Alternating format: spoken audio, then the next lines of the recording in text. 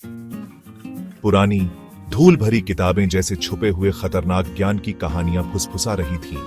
केसरी सिंह, जिनकी आंखों में एक अजीब सी चमक थी, उन्होंने इन रहस्यों को समझने की कोशिश की। उन्हें शक्ति चाहिए थी, एक ऐसी शक्ति जो आम इंसानों से परे हो। तंत्र मंत्र जो अंधेरे और रहस्य से घिरा हुआ था, उनका जुनून बन गया। सालों साल उन्होंने अकेले अध्ययन किया। प्राचीन ग्रंथ जिनके पन्ने पुराने होकर फटने लगे थे, उनके साथी बन गए। उन्होंने ऐसे ऐसे अनुष्ठानों, मंत्रों और शक्तियों के बारे में सीखा जो दुनिया को बदल सकते थे। केसरी सिंह अब एक साधारण इंसान नहीं रहे, वो किसी प्राचीन और भयानक शक्ति के माध्यम बन रहे थे। उनका पुश्तैनी घर केसरी निवास उनके इस बदलाव का गवाह था। कभी हंसी खुशी से भरा ये घर अब अनदेखी शक्तियों की फुसफुसाहट से गूंज रहा था। हवा में अगरबत्ती की गंध और किसी अनहोनी के डर से भारीपन छा गया था। केसरी सिंह, तंत्र मंत्र के महारथी, अपनी नई शक्ति दुनिया पर दिखाने के लिए तैयार थे। केसरी निवास कहते हैं कि भूतिया है। भूतिया हो या ना हो, ये हिस्टोरिकल गोल्ड माइन है। सोचो, इन दीवारों ने कितनी कहानियां देखी होंगी। अरे लक्ष्मी मासी, चिंता मत करो, ये सब बच्चों को डराने वाली कहानियां हैं। हम ठीक रहेंगे। हम केयरफुल रहेंगे लक्ष्मी जी, बस देख कर आएंगे और कुछ नहीं। बहू जी, कृपया दोबारा सोचो। केसरी निवास अंधेरे और धूप की जगह है, ये सेफ नहीं है। अरे लक्ष्मी मासी, चिंता मत करो, ये सब बच्चों को डराने वाली कहानियां हैं। हम ठीक रहेंगे। हम केयरफुल रहेंगे लक्ष्मी जी, बस देख कर आएंगे और कुछ नहीं। तुम नहीं समझोगे, केसरी निवास आसानी से किसी को नहीं छोड़ता। जो भी इसके अंदर जाता है उसे अपना बना लेता है। लकड़ी के भारी दरवाजे जैसे सदियों की नींद से जागकर करकराते हुए खुले। दरवाजे की हर दरार और खरोंच मानो अपने आप में एक कहानी कह रही थी, जैसे कि यह दरवाजा उन सभी रहस्यों का गवाह हो जो इस हवेली ने अपने भीतर छुपा रखे हैं। सड़ी हुई और पुरानी चीजों की एक अजीब सी गंध हवा में फैल गई। यह गंध इतनी तीव्र थी कि हमें अपने नाक पर हाथ रखना पड़ा। ऐसा लग रहा था जैसे यह गंध हवेली के हर कोने में बसी हुई हो, मानो यह हवेली अपने अतीत की कहानियों को इस गंध के माध्यम से बयां कर रही हो। जैसे ही हम केसरी निवास के अंदर गए, सूरज की रोशनी कम होने लगी, मानो हवेली के अंधेरे ने उसे निगल लिया हो। हवेली के अंदर का माहौल धीरे धीरे और भी रहस्यमय होता जा रहा था, जैसे कि यह जगह हमें अपने रहस्यों में उलझाने के लिए तैयार हो रही हो। कभी शानदार रहे झूमरों पर मकड़ी के जाले लटके हुए थे और पुराने फर्नीचर पर धूल की मोटी परत जमी थी। यह दृश्य देखकर ऐसा लग रहा था जैसे समय ने इस हवेली को भुला दिया हो और अब यह अपने ही अतीत में खोई हुई हो। हवा में एक अजीब सा सन्नाटा छाया हुआ था, जो सिर्फ हमारे कदमों की आवाज से टूट रहा था। हर कदम के साथ हमें ऐसा महसूस हो रहा था जैसे कोई हमें देख रहा हो, जैसे इस हवेली की दीवारें हमारी हर हरकत पर नजर रख रही हैं। हम हवेली के अंदर जाते गए। हर कमरा उसकी पुरानी शान और वर्तमान बर्बादी की कहानी कह रहा था। हर कमरे में कुछ न कुछ ऐसा था जो हमें इस हवेली के गौरवशाली अतीत और दुखद वर्तमान की याद दिला रहा था। फिर अजीबोगरीब घटनाएं शुरू हो गई। अचानक से दरवाजे अपने आप बंद होने लगे और खिड़कियों के शीशे अपने आप कांपने लगे। ऐसा लग रहा था जैसे इस हवेली में कोई अदृश्य शक्ति हमें डराने की कोशिश कर रही हो। एक ठंडी हवा का झोंका हम पर से गुजरा, जिससे हमारी रूह कांप गई, जबकि सभी खिड़कियां बंद थीं। यह हवा इतनी ठंडी थी कि हमें अपने आप को गर्म रखने के लिए एक दूसरे के करीब आना पड़ा। ऐसा लग रहा था जैसे यह हवा हमें इस हवेली के रहस्यों से दूर रखने की कोशिश कर रही हो। चीजें अपने आप हिलने लगीं, मानो कोई अनदेखी शक्ति उन्हें चला रही हो। मेज पर रखी किताबें अपने आप खुलने लगीं और दीवारों पर टंगे चित्र अपने आप हिलने लगे। यह सब देखकर हमें यकीन हो गया कि इस हवेली में कुछ तो ऐसा है जो हमारी समझ से परे है।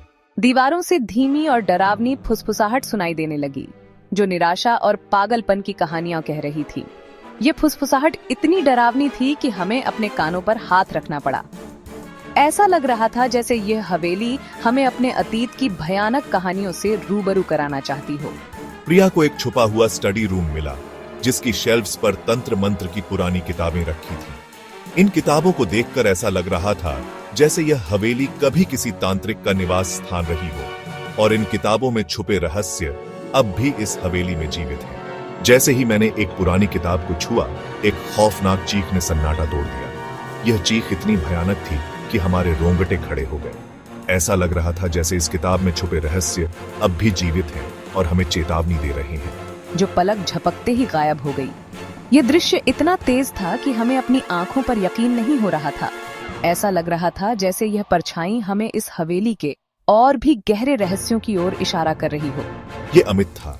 उसकी आंखें दहशत से फैली हुई थीं। वो एक परछाई की तरफ कांपते हुए उंगली से इशारा कर रहा था। उसकी आंखों में डर साफ झलक रहा था और हमें यकीन हो गया कि इस हवेली में कुछ ऐसा है जो हमारी समझ से परे है। दिन हफ्ते में बदल गए और चिंता बढ़ती गई। हर गुजरते दिन के साथ उम्मीद की एक किरण भी धुंधली होती जा रही थी। परिवार और दोस्तों की बेचैनी अब असहनीय हो चुकी थी। रोहन, प्रिया और अमित बिना किसी निशान के गायब हो गए थे, जैसे हवा में घुल गए हों।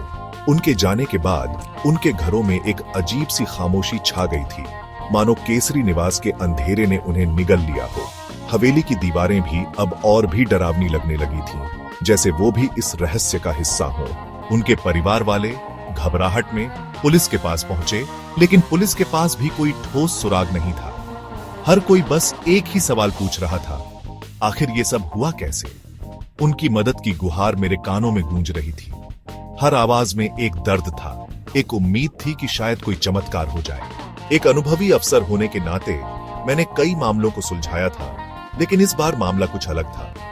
कुमार ने कई अजीबोगरीब केस देखे थे, लेकिन इस गुमशुदगी में कुछ ऐसा था जिससे उनकी रूह कांप गई। इस केस में एक अजीब सी रहस्यमयता थी जो पहले कभी नहीं देखी थी। मैंने अपनी टीम के साथ केसरी निवास का रुख किया, यह जानते हुए कि हमें एक कठिन चुनौती का सामना करना पड़ेगा।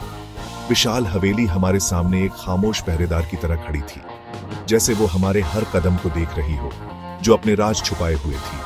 हवेली की हर ईंट में एक कहानी छुपी थी, एक ऐसा रहस्य जिसे उजागर करना था। जैसे ही वो अंदर गए, उन्हें एक अजीब सी ठंडक महसूस हुई। उन्हें ऐसा लगा जैसे वो किसी बुरे सपने में कदम रख रहे हैं। हर कोने में एक डरावनी छाया थी जो उनके दिलों में खौफ भर रही थी। प्रोफेसर जैन, एक जाने माने इतिहासकार जो पैरानॉर्मल एक्टिविटीज में रुचि रखते थे, जांच में शामिल हुए। उन्होंने अपने ज्ञान और अनुभव का उपयोग करते हुए हर सुराग को ध्यान से देखा। मैंने केसरी निवास का इतिहास पढ़ा था और मुझे पता था कि इस हवेली का अतीत काफी अंधकारमय था। पुराने रिकॉर्ड्स और स्थानीय कहानियों का अध्ययन किया था और हर कहानी में एक ही बात सामने आई, इस हवेली में कुछ तो अजीब था। और मुझे पता था कि इस हवेली का अतीत काफी अंधकारमय था। हवेली के इतिहास में कई रहस्यमय घटनाएं दर्ज थीं जो आज भी अनसुलझी थीं। मुझे एहसास हुआ कि उनका ज्ञान इस रहस्य को सुलझाने में बहुत काम आएगा। प्रोफेसर जैन के साथ मिलकर हमने हर सुराग को ध्यान से देखा। मिलकर शक्की इंस्पेक्टर और ज्ञानी प्रोफेसर केसरी निवास के अंदर गए, इस गुमशुदगी के पीछे का सच जानने के लिए। हर कदम पर हमें एक नई चुनौती का सामना करना पड़ा, लेकिन हम डटे रहे। हम एक ऐसी दुनिया में कदम रखने वाले थे जहां तर्क और कारण का कोई मतलब नहीं था। एक ऐसी दुनिया जहां जिंदा और मुर्दों के बीच की रेखा धुंधली हो जाती है।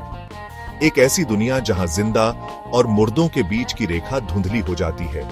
हर कदम पर हमें एक नई चुनौती का सामना करना पड़ा, लेकिन हम डटे रहे। हवेली के हर कोने में एक नया रहस्य छुपा था जिसे हमें उजागर करना था। मेरी रिसर्च से एक दुखद पारिवारिक इतिहास का पता चला। यह इतिहास इतना गहरा और भयावह था कि इसे जानकर मेरी रूह कांप उठी। केसरी सिंह का परिवार एक समय में बहुत ही प्रतिष्ठित और सम्मानित था, लेकिन समय के साथ उनके वंश में कुछ ऐसा हुआ जिसने सब कुछ बदल दिया। पता चला कि केसरी सिंह अंधेरे से घिरे एक लंबे वंश के आखिरी सदस्य थे। उनके परिवार के हर सदस्य ने किसी न किसी रूप में इस अंधेरे का सामना किया था और अंत में केसरी सिंह को भी इसका शिकार होना पड़ा। उनके पूर्वज, जो तंत्र मंत्र के रहस्यों को जानने के लिए जुनूनी थे, ने अपनी महत्वाकांक्षा की भारी कीमत चुकाई थी। वे अज्ञात शक्तियों के साथ खिलवाड़ कर रहे थे और इसका परिणाम उनके परिवार को भुगतना पड़ा। हर पीढ़ी और भी पागलपन में डूबती गई। उनका जीवन निराशा और हिंसा में खत्म हुआ। यह एक ऐसा चक्र था जिसे कोई भी तोड़ नहीं सका। उनके परिवार के सदस्य एक एक करके इस अंधेरे में समा गए। हवेली खुद उनकी विकृत इच्छाओं और टूटे हुए सपनों का भंडार बन गई। यह हवेली अब एक भूतिया जगह बन चुकी थी, जहां हर कोने में उनके दुख और पीड़ा की कहानियां बसी हुई थीं। कहा जाता था कि दीवारें केसरी के पूर्वजों की आत्माओं की फुसफुसाहट से गूंजती थीं, जो हमेशा के लिए उस जगह से बंध गई थीं, जहां उनका मानसिक संतुलन बिगड़ गया था। यह फुसफुसाहटें इतनी स्पष्ट थीं कि सुनने वाले की रूह कांप जाती थी। मैं कांप गया उस अंधेरे की गहराई को समझकर जिसका हम सामना कर रहे थे। यह सिर्फ एक साधारण कहानी नहीं थी, बल्कि एक ऐसी हकीकत थी जो हमारे सामने थी। उन्होंने मुझे अपने फाइंडिंग्स बताए। उनकी आवाज गंभीर थी। उन्होंने बताया कि यह मामला सिर्फ एक गुमशुदगी का नहीं था, बल्कि इसके पीछे कुछ और ही था। यह सिर्फ एक साधारण गुमशुदगी नहीं है कुमार साहब, मैंने कहा। मेरी आंखें एक बेचैन करने वाले ज्ञान से भरी हुई थी। यह मामला बहुत ही गहरा और जटिल था, और हमें इसे समझने के लिए और भी गहराई में जाना होगा। हम ऐसी शक्तियों से निपट रहे हैं जो हमारी समझ से परे हैं, ऐसी शक्तियां जो इस परिवार को पीढ़ियों से सता रही हैं। ये शक्तियां इतनी प्रबल थीं कि उन्होंने इस परिवार को पूरी तरह से बर्बाद कर दिया था। कुमार, जो तर्क और कारण में विश्वास रखते थे, खुद को मेरे शब्दों और अपने तार्किक दिमाग के बीच संघर्ष करते हुए पा रहे थे। उन्हें यह समझना मुश्किल हो रहा था कि यह सब सच हो सकता है। फिर भी सबूत साफ थे। हर दस्तावेज, हर गवाह, हर घटना इस बात की पुष्टि कर रही थी कि यह परिवार एक भयानक श्राप का शिकार था। केसरी निवास का इतिहास पागलपन, जुनून और एक ऐसे अंधेरे से बुना हुआ था जो हवेली की नींव से ही रिश्ता था। यह अंधेरा इतना गहरा था कि इसे समझना और इससे बाहर निकलना लगभग असंभव था।